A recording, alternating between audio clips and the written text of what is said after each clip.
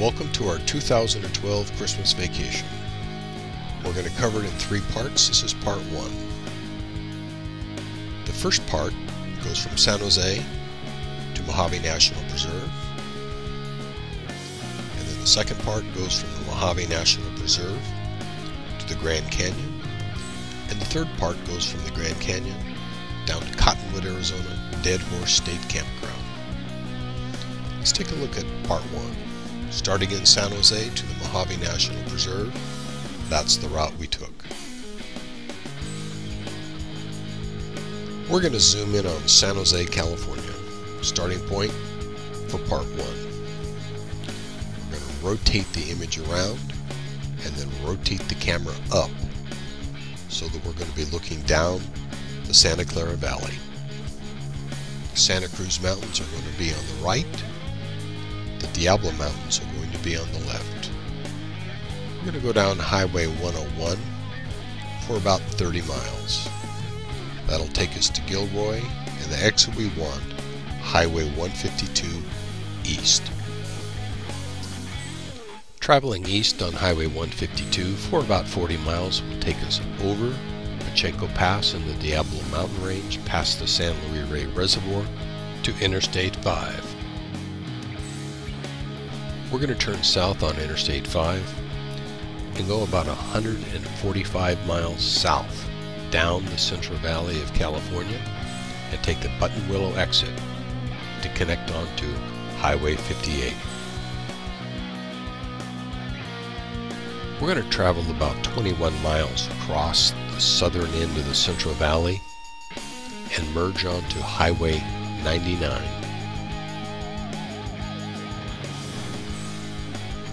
We're only going to go about 2 miles south on Highway 99, where Highway 58 departs Highway 99 and begins to head east again. We're going to start traveling east on Highway 58. In front of you, you're going to notice that there are some pretty tall mountains. That's actually the southern tip of the Sierra Nevada mountains. We're going to traverse up the mountains, keeping a sharp eye for trains traversing the railroad tracks on the right-hand side and snaking through tunnels, up to a plateau where Tehachapi is.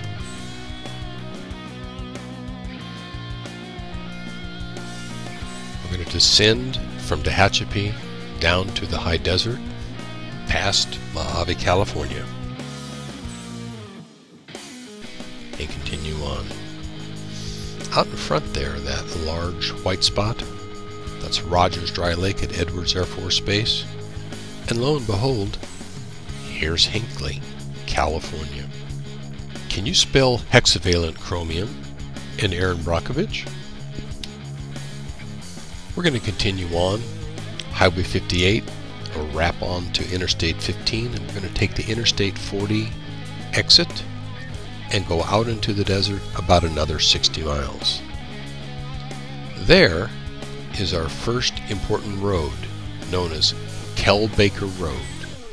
We're not going to be taking that right now, but we're going to go another 20 miles down to Essex Road.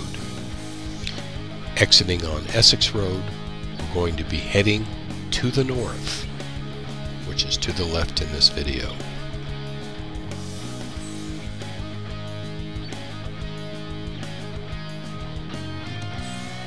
About 10 miles up Essex Road is the intersection with Black Canyon Road. Here's what Black Canyon Road looks like on a good day. Notice that it is pretty good asphalt. About 10 miles up the road from that intersection is our first campground, Hole-in-the-Wall Campground in Mojave National Preserve. And notice the asphalt ends about 50 meters after the intersection.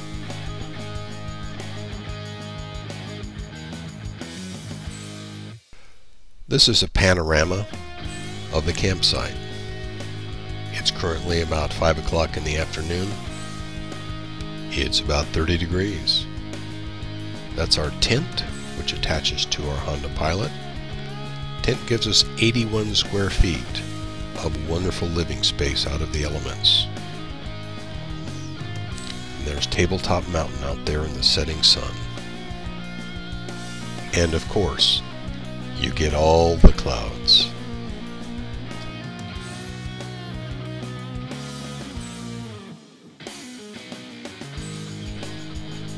But you know, it's getting to be about dinner time, so let's dish it up. Oh yeah, spank me with that wet sauce spoon, will ya? In the morning, incredible sunrise.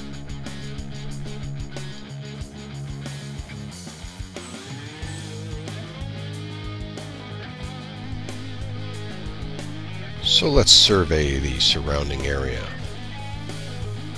Oh yeah, there's our trusty water pump, sitting there in the morning sun, heating up, and a beautiful cloud. Let's check that out a little closer.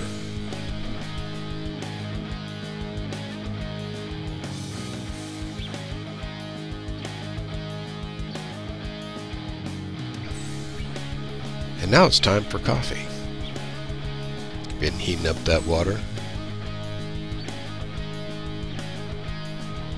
digging around inside the Honda Pilot. There's that cloud again. Oh, I think I'm going to join this one. Ah, that warm coffee's going to get us ready for Greg Thornton's Geology Talk in the morning. And here he is. Make sure you don't miss this one. It's incredible, as is Roland Whitehead's talk in the evening. So for today's adventure, we're going to be leaving the Hole-in-the-Wall campground and driving up to Wildhorse Canyon Road towards the Midhills Campground. There's the intersection of Wildhorse Canyon Road. Can't really miss it. It's pretty obvious. We're going to go up that road, Wildhorse Canyon Road, to the intersection that will take you to the campground. And there it is. Really can't miss that one either. So let's go up and notice that we're at a higher elevation than Hole-in-the-Wall.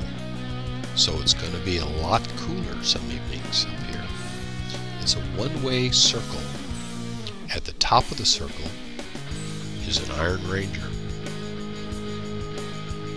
So about half of the campground got burned out in a fire in 2005, but half of it didn't, and the sights are just beautiful. This is what the road looks like. This is a particularly beautiful campsite, campsite 25. Gets to look out over that pile of rocks.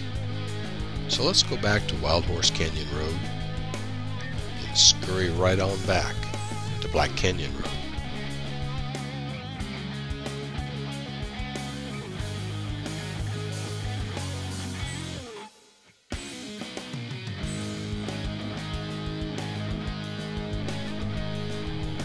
So this is what the road looks like.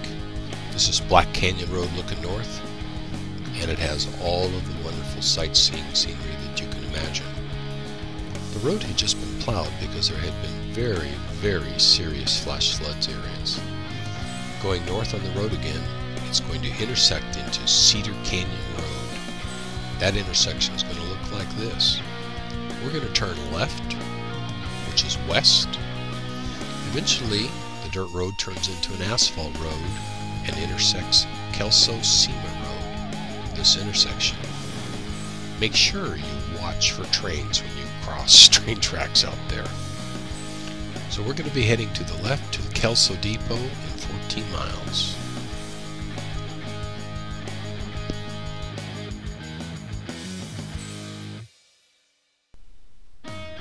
And here we are at Kelso Depot.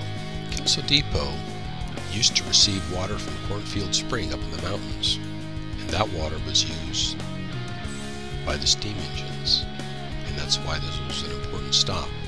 The depot has been newly restored, and inside is a wonderful, wonderful little restaurant, the Beanery. Upstairs is a museum. This is what it looks like from the top floor, and outside is the Kelso jail. Hey, I bet you that woman didn't pay her lunch bill. So let's leave Kelso Depot on Kelbaker Road and just go a few miles south towards Interstate 40. And there's the Kelso Dunes Road. This is a dirt road that's going to take you out to the Kelso Dunes that are about 700 feet high. There's a few trailheads right off of the road. Here's one of them.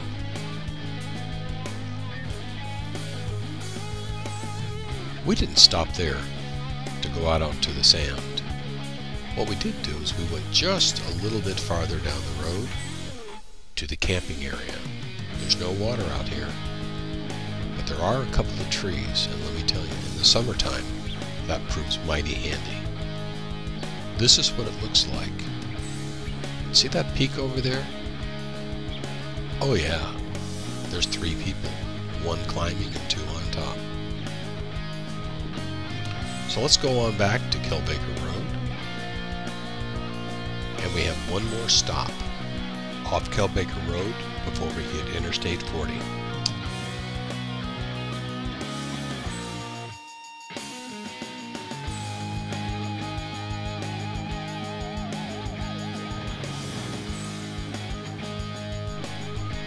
And here they are. Absolutely stunning mountains.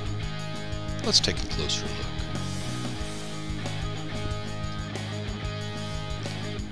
Oh yeah, aren't they beautiful? So let's head on south, connect back onto Interstate 40, and head on back to the campsite. There's the intersection that we saw earlier after we had left Barstow, and now we're on our way back to a beautiful, beautiful sunset from the campground, and Tabletop Mountain once again lit up. In the morning, it's time to get water from our trusty pump. But look, the clouds are threatening. It's time to go. We pack up and leave, chased by a double rainbow.